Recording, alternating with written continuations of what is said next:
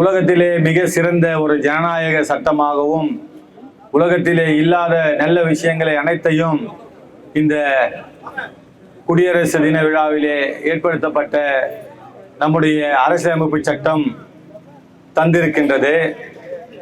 அந்த அரசியலமைப்பு சட்டத்தை ஒப்படைக்கும் போது ஜவஹர்லால் நேரு அவர்களிடம் இந்த சட்டத்தை 20 ஆண்டுகளுக்குள் அமல்படுத்தி விடுங்கள், இந்திய மக்கள் அனைவரும் யாரும் எந்த வறுமையிலும் இருக்க மாட்டார்கள், எந்த துன்பத்திலும் இருக்க மாட்டார்கள், இந்த அரசியலமைப்பு சட்டத்தை அமல்படுத்துவதன் மூலமாக இந்திய ஒரு வல்லரசாக மாறிவிடும் என்று மிக தெளிவாக சொன்னார். அப்பொழுது ஜவஹர்லால் நேரு அவர்கள் இந்த சட்டத்தை அமல்படுத்துவதற்கு எனக்கு 5 ஆண்டுகள் போதும், நான் அமல்படுத்தி விடுகின்றேன், அப்படி அமல்படுத்தினால் இந்த நாடை வல்லரசாக மாற்றுவதற்கு இந்த அரசியலமைப்பு சட்டம் நமக்கு பயன்படும் என்று வாக்குறுதி தந்தார்கள்.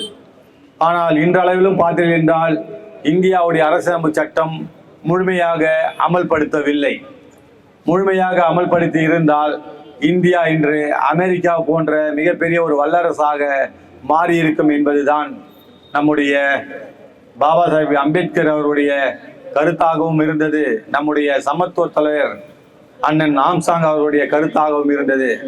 கடந்த 10 ஆண்டுகளுக்கு முன்பு இந்த குடியரசு தின விழாவிலே நான் உரையாற்றும் பொழுது இங்கே காந்தி அவர்களை போடுகிறீர்கள், சுபாஷ் சந்திர போஸ் அவர்களை போடுகிறீர்கள், இன்னும் பல தலைவர்களை இங்கு படங்களாக போடுகின்றீர்கள்.